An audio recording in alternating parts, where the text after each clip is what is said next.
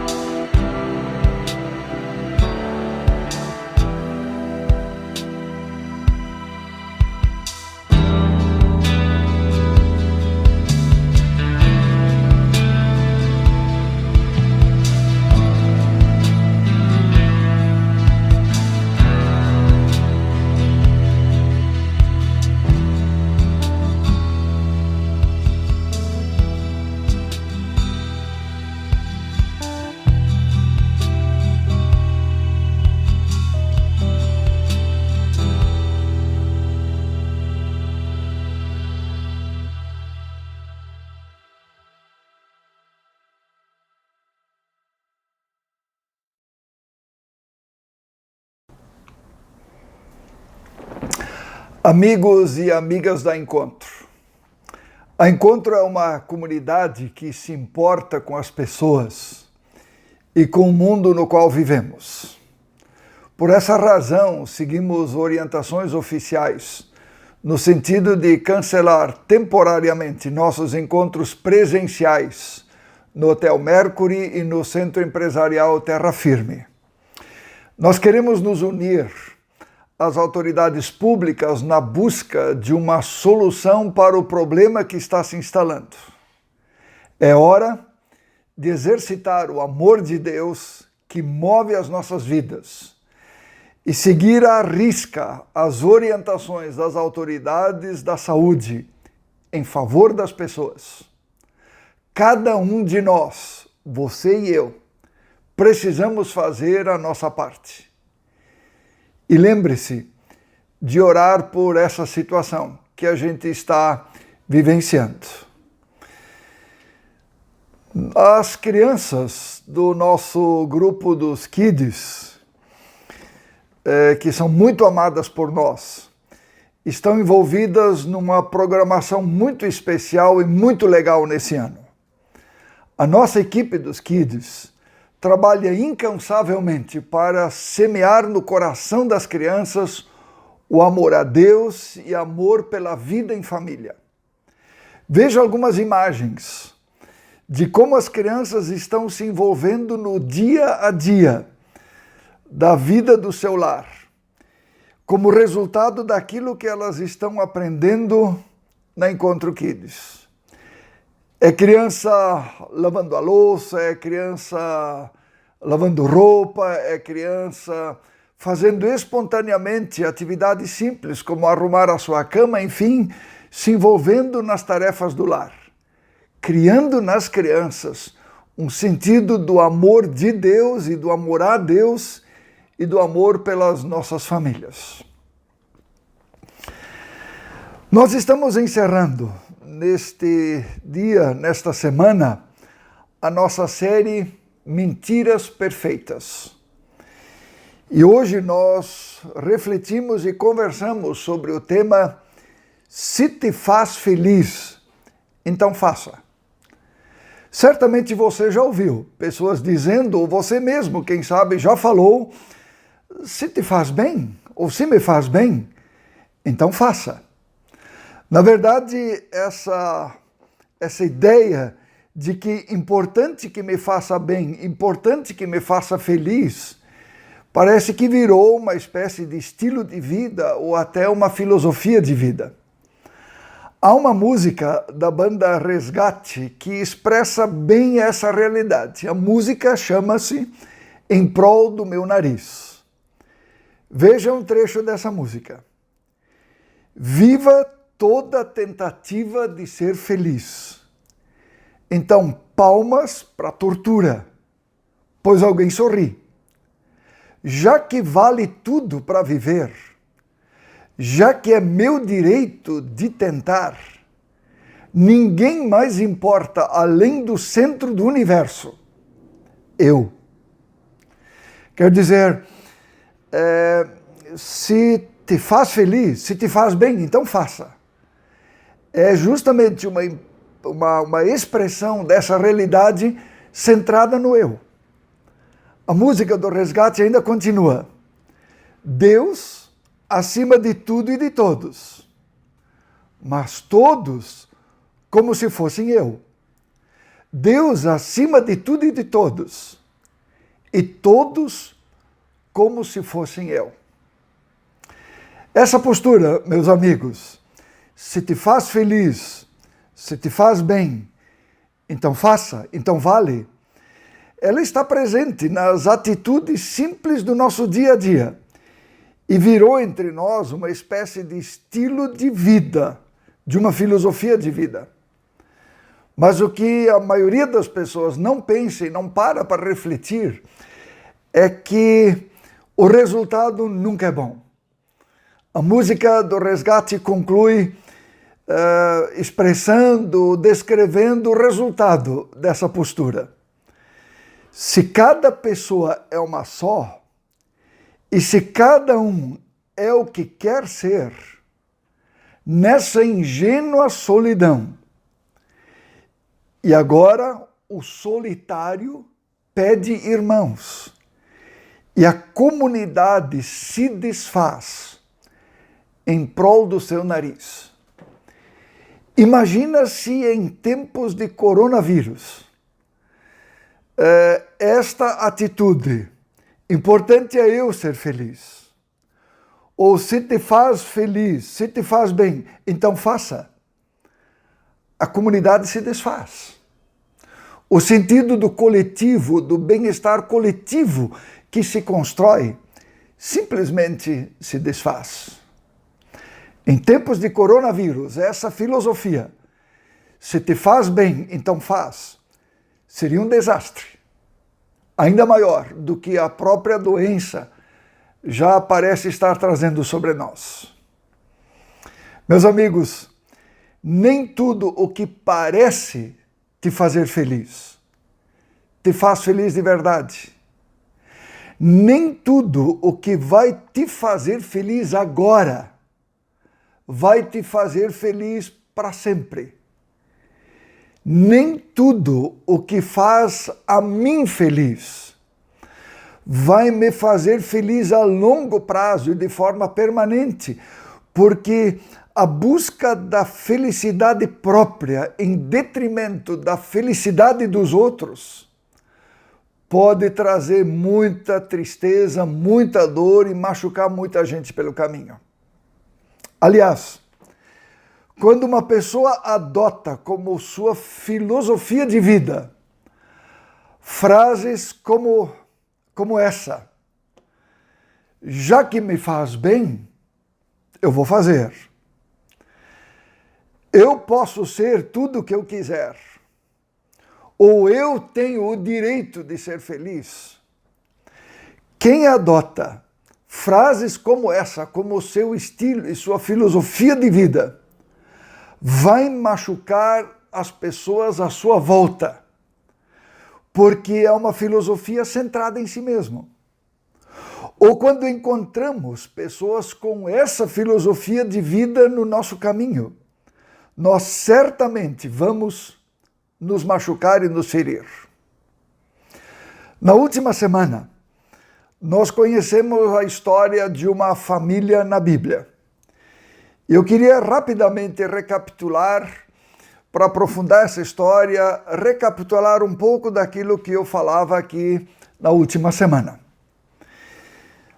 É a história de Isaac e Rebeca, que começam a sua vida muito bem, com um grande amor.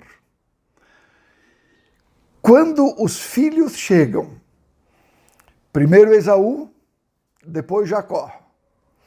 Parece que se instala entre eles essa filosofia: se me faz bem, se me faz feliz, então faça. E a instalação dessa filosofia de vida em suas vidas arruinou a família e trouxe uma grande guerra entre eles. Inicialmente uma guerra entre Isaac e Rebeca, porque Isaac passa a amar mais o filho mais velho, Esaú. Ele passa a dar mais atenção para Esaú, seu filho mais velho, do que para sua esposa. A Rebeca, por outro lado, ela passa a amar mais o filho mais novo, Jacó, em detrimento do amor de Isaac. E assim se instala um conflito entre Isaac e Rebeca. O amor deles passa a ser um amor ferido. Se instala um conflito entre Jacó e Esaú, Esaú e Jacó, os filhos, e a vida da família como um todo se transforma numa guerra. Aquele ambiente de construção de uma felicidade compartilhada, de uma felicidade em família, de uma felicidade que você reparte, que você compartilha, se tornou uma guerra e uma concorrência entre eles. Quando a gente lê as escrituras da Bíblia e lê a história da Bíblia, a gente vai perceber que talvez a maior vítima dessa história toda, a maior vítima inicial dessa história foi Jacó, o filho mais novo de Isaac e Rebeca. Ele teve a sua vida arruinada. Ameaçado de morte pelo seu irmão Esaú, ele foge para uma terra distante, chamada Harã, onde moram parentes da sua mãe. Eu permito-me acentuar. Essa filosofia de vida, se me faz bem, então faça. Se eu vou atrás dos meus sentimentos em detrimento daquilo que os sentimentos ou as minhas atitudes possam produzir nas outras pessoas, se eu me fixo nessa filosofia de vida, de Jacó nós aprendemos que ela deixa um grande vazio. No caso de Jacó, essa filosofia de vida deixou um grande vazio dentro dele mesmo e deixou um grande vazio atrás de si. Ele foge da companhia do pai e da mãe, ele foge da companhia do irmão, vai para uma terra distante e ele nunca mais veria pai e mãe vivos. Na terra onde ele chega, a terra de Harã, ele conhece Labão, que é o seu tio. Labão tem duas filhas, Lia, a mais velha, e Raquel, a mais nova, a mais jovem. A Bíblia vai nos contar que Lia tinha os olhos fracos, usando exatamente essa palavra. Lia tinha os olhos fracos e Raquel era atraente. Interessante observar que o texto bíblico não diz que Lia tinha os olhos fracos e Raquel tinha os olhos fortes. Mas a Bíblia diz: Lia tinha os olhos fracos e Raquel era atraente. Por que a Bíblia usa este jogo de palavras? Na verdade, Lia não tinha boa aparência e Raquel era atraente. Dito em palavras simples, Raquel era bonita, muito bonita, e Lia não era bonita. Quer dizer, com essa situação de que Lia não tinha boa aparência, ela vive a vida toda à sombra da sua irmã. Quando chega na terra de Harã, ali no contato com seu tio Labão, com Lia, com Raquel, Jacó imediatamente se apaixona por Raquel. E nós vamos descobrir que aquilo que Jacó passa a sentir por Raquel era muito mais do que uma paixão. Lembrem? ele vem de um ambiente familiar conturbado, ele vem de um ambiente familiar que deixou um enorme vazio dentro dele. Nunca ele teve o amor do pai, o amor da mãe era um amor doentio e ele foge, na verdade, não apenas foge do pai, da mãe e do seu irmão, parece que ele está fugindo de si mesmo e fugindo do seu vazio. E quando ele olha para Raquel com toda a sua atração, com toda a sua formosura, ele enxerga Raquel e ele parece que pensa e tem a impressão: se eu conseguir esta mulher, todos os meus problemas estarão resolvidos. E o que acontece?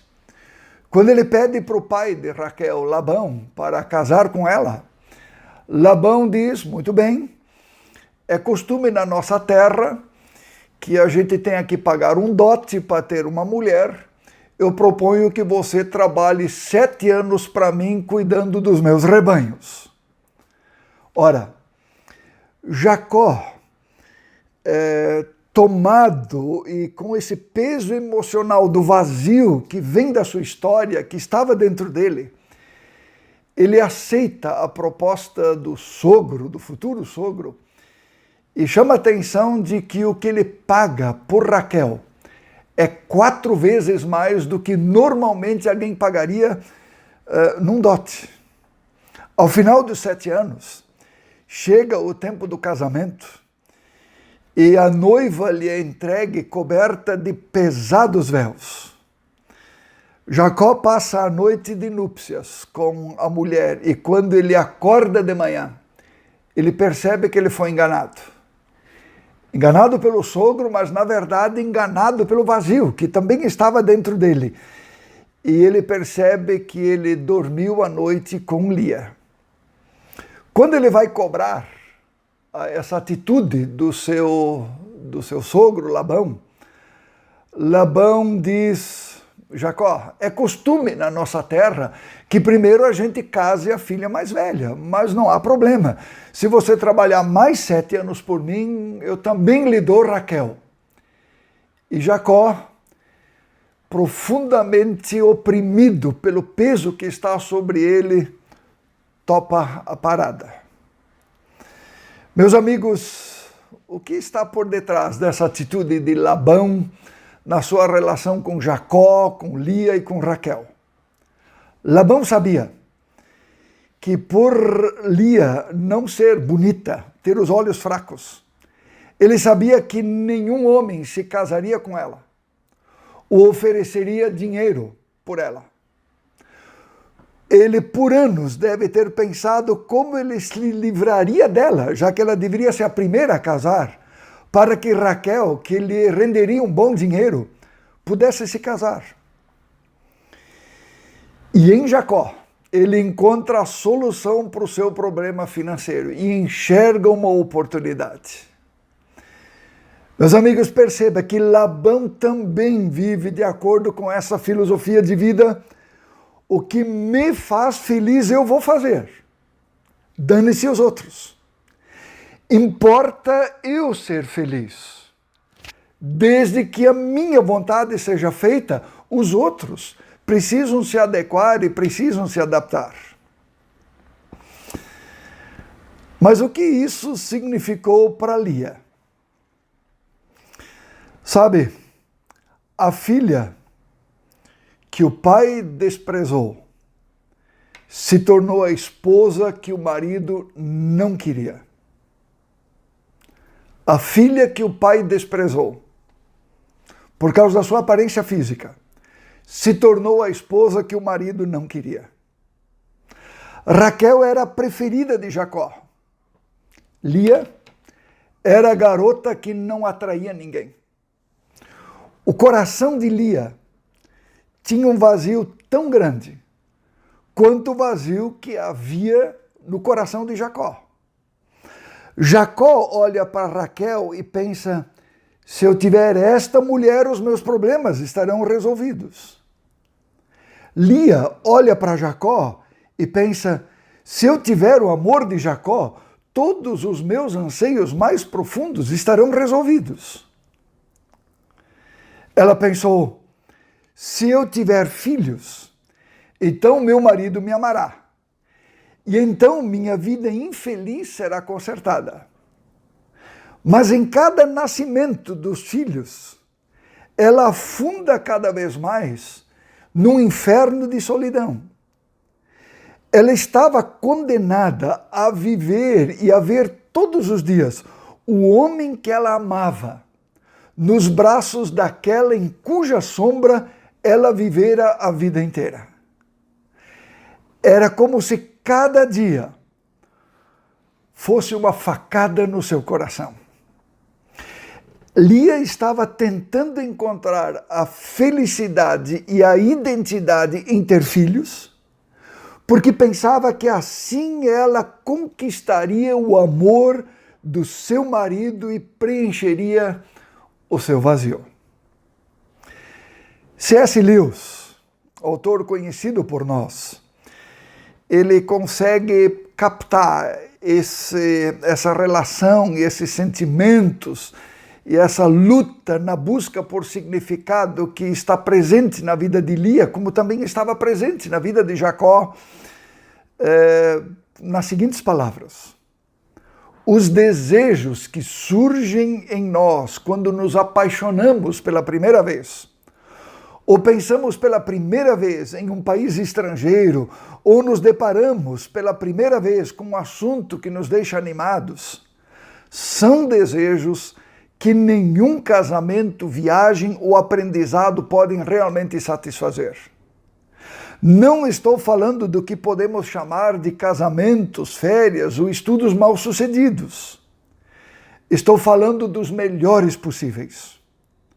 A esposa pode ser boa, os hotéis e as paisagens podem ser excelentes, e a química pode ser um negócio muito interessante. Mas algo nos escapou. O vazio essencial que acompanha o ser humano desde o Jardim do Éden, desde o paraíso perdido, quando nós nos desconectamos do Criador, nos faz tentar preencher esse vazio de todas as formas. Ora numa relação de amor romântico, ora é com trabalho, ora é na busca desenfreada pela sexualidade, e assim de múltiplas formas. E a questão é, o que a gente faz nessa angústia existencial, na tentativa de preencher esse vazio e quando não consegue? A tendência é que a gente, de forma muito simples ou fácil, a gente daqui a pouco, porque não consegue resolver a questão, a gente começa a culpar as coisas à nossa volta, começa a querer achar culpados. Em outros momentos, a gente tenta culpar a si mesmo. Ou ainda, a gente tenta culpar o mundo à nossa volta, achando que a gente é vítima da situação, de que os outros são culpados, de que os outros não nos amam, de que os outros não satisfazem os nossos desejos, de que os outros não olhem para nós. Qual alternativa nós temos? Ou nós culpamos as coisas, ou culpamos a nós mesmos, ou culpamos o mundo, ou a gente reorienta o foco. Em vez de buscar em pessoas e em coisas mecanismos para preencher o nosso vazio, ou a gente reorienta o foco da nossa vida para Deus. Como é que a gente faz isso? O documento da Bíblia, que é um documento de 3.000 anos, que conta a história de Lia, embora seja um dos mais melancólicos de toda a Bíblia, nos ajuda a encontrar a saída. Acompanha comigo. Quando o Senhor viu que Lia era desprezada, concedeu-lhe filhos. Raquel, porém, era estéril. Quando Deus percebe que Lia é desprezada, Deus se volta para Lia no sentido de mudar a história dela. Mas veja a trajetória de Lia. Veja a trajetória de Lia. Lia engravidou, deu à luz um filho, deu-lhe o nome de Ruben, pois dizia: o Senhor viu minha infelicidade. Agora certamente meu marido me amará. Vejam, ela ainda coloca toda a sua esperança nos filhos e no marido. Assim, através dos filhos e através do marido, ela imaginava encontrar significado para a sua pobre vida. Mas a história de Lia continua. Lia engravidou de novo e quando deu à luz outro filho, disse: porque o Senhor ouviu que sou desprezada, deu-me também este, pelo que o chamou de Simeão. Observe que o foco ainda está na sua situação pessoal e em si mesma. Vem comigo porque a história ainda continua. De novo engravidou e quando deu à luz mais um filho, ela disse: agora finalmente meu marido se apegará a mim, porque já lhe dei 3 filhos. Por isso deu-lhe o nome de Levi. Lia tem filhos porque quer ganhar o amor do marido. Ela entende que assim vai encontrar sentido. Mas nada muda, apesar dos filhos que ela vai gerando, nada muda na relação de Jacó com ela. Mas finalmente, e aí vem a parte bonita no meio dessa história melancólica, finalmente, depois de anos engravidando, ela faz uma importante descoberta que muda a sua vida. Engravidou ainda outra vez e quando deu à luz a mais outro filho, disse: dessa vez louvarei ao Senhor. Assim deu-lhe o nome de Judá. Então parou de ter filhos. Observe, Lia chama Deus de Senhor. Revela que no meio da sua confusão, no meio da sua luta, parece que vai se estabelecendo uma relação de proximidade e intimidade com Deus. Embora em luta e confusa, ela busca Deus no meio da sua dor. E agora ela faz uma declaração diferente do que das declarações anteriores. Não há mais aqui uma menção ao marido e aos filhos. Parece que finalmente ela desvia a atenção, o foco dos seus desejos mais profundos, voltados para o marido e para os filhos, e os direciona para o Senhor. Parece que ela entendeu que o sentido da sua vida não podia estar em Jacó nem nos filhos, por mais importantes que eles fossem. Por isso ela diz: dessa vez eu louvarei o Senhor. Dessa vez. Labão e Jacó, meus amigos, haviam roubado a vida de Lia, mas ela a recebeu de volta, quando finalmente ela entregou o seu coração a Deus. História triste, não é? Pois é.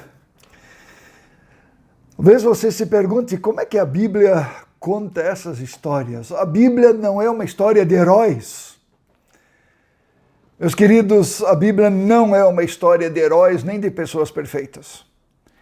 Ela é a história de pessoas fracas e imperfeitas. Ela é a nossa história, a sua e a minha.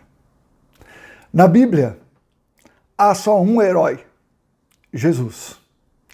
Aquele que na sua graça entra na nossa história e muda a nossa história, como fez com Lia.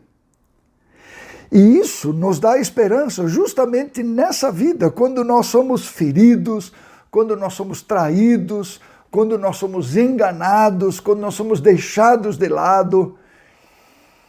E aí a gente, no contato e na intimidade com esse Deus, a gente descobre que o sentido da vida está muito além desse mundo. C.S. Lewis, que eu já mencionei há pouco, ele diz: se eu encontro em mim um desejo que nenhuma experiência desse mundo pode satisfazer, a explicação mais provável é que eu fui feito para outro mundo. Lia, na verdade, é a única que se sai bem nessa história, por incrível que possa parecer. Quando o Senhor viu que Lia não era amada, ele a amou. E Deus mudou essa história. Observe ainda um detalhe super importante nessa história que já lemos. Engravidou Lia ainda outra vez. E quando deu à luz mais outro filho, disse: dessa vez louvarei ao Senhor. Assim deu-lhe o nome de Judá.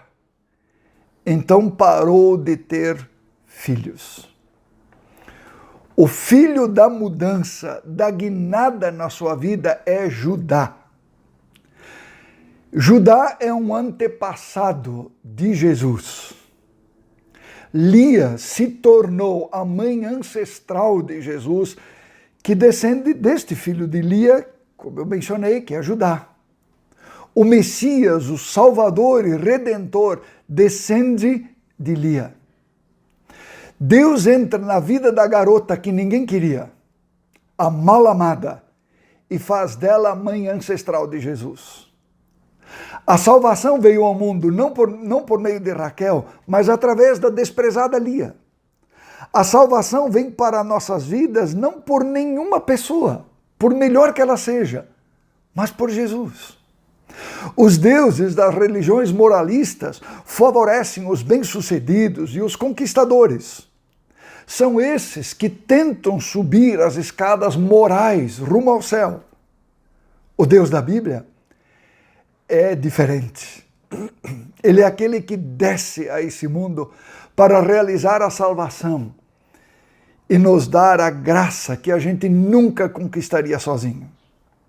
Ele ama os não amados, os fracos, os machucados e aqueles que ninguém quer. É como se Deus dissesse: eu sou o verdadeiro noivo. Eu sou marido daqueles que, ou daquelas que estão sozinhas, aquelas que foram traídas, enganadas. Ou como se ele dissesse: eu sou a noiva daqueles que foram deixados de lado. É por essa razão que em diversas passagens da Bíblia nós encontramos esta figura, esta comparação, essa ilustração de Jesus como noivo. Na verdade, ele quer dizer com essa figura que ele está encantado com você.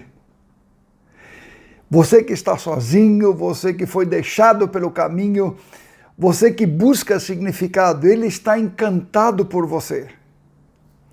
Mas não apenas as pessoas que estão sozinhas e solitárias precisam deste noivo ou noiva.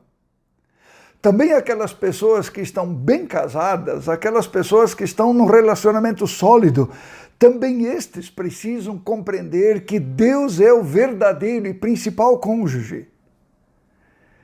Veja, porque se a gente casa com uma pessoa esperando que ela seja um Deus, que vai dar significado para a gente, o desapontamento é inevitável. Talvez por isso haja tantas dificuldades hoje nos nossos relacionamentos. A gente espera demais do outro ou da outra. A gente espera que o outro ou a outra seja uma espécie de Deus na nossa vida que resolve todas as nossas demandas. Ou se você tem filhos esperando que eles sejam como deuses que dão sentido à sua vida, você vai se decepcionar em algum momento. Não é que você deva amar menos as pessoas à sua volta, pelo contrário. Mas sim, nós precisamos descobrir a profundidade deste amor de Deus por nós e nós precisamos conhecer e amar Deus acima de tudo e de todos. Nós precisamos nos voltar para aquele para quem a vida de Lia aponta. É Ele que preenche o nosso vazio e dá significado e sentido para a nossa caminhada. Concluindo, o que eu faço com isso? Você foi machucado pelo caminho. Você foi deixado de lado. Você se sente só. Você foi traído. As coisas não deram certo. ouça o que Deus, aquele mesmo que salvou a vida de Lia, diz. Deus escolheu aquilo que o mundo acha loucura, aquilo que o mundo acha fraco, fracassado, sem importância. Saiba que há um Deus que ouve você, que olha para você e que quer fazer com a sua vida o que ele fez com a vida de Lia. E lhe dar um sentido e lhe dar uma direção. Saiba que há um Deus que ouve você, que olha você e que tem planos para você. Uma segunda palavra que encontramos no livro dos Provérbios da Bíblia é fantástica nesse sentido. O coração do ser humano pode fazer planos, mas a resposta certa vem dos lábios do Senhor. Pode ser que nada tenha dado muito certo na sua vida e na sua caminhada. Pode ser que o seu coração não esteja feliz, não esteja plenamente realizado e você esteja a ponto de desistir. Olha para esse Deus que está te dizendo: eu quero entrar na sua história, eu tenho planos, eu tenho propósitos, eu tenho uma história para construir por você e com você. Palavra de esperança, não é mesmo? Eu quero convidar você a olhar comigo o trailer da nossa próxima série, que nós iniciaremos no próximo final de semana. Na verdade, uma palavra de esperança para dentro de um mundo que nesse momento vive apreensivo e com medo. Uma palavra de esperança que vem de Deus, que nos diz dias melhores para sempre. Vamos para o trailer.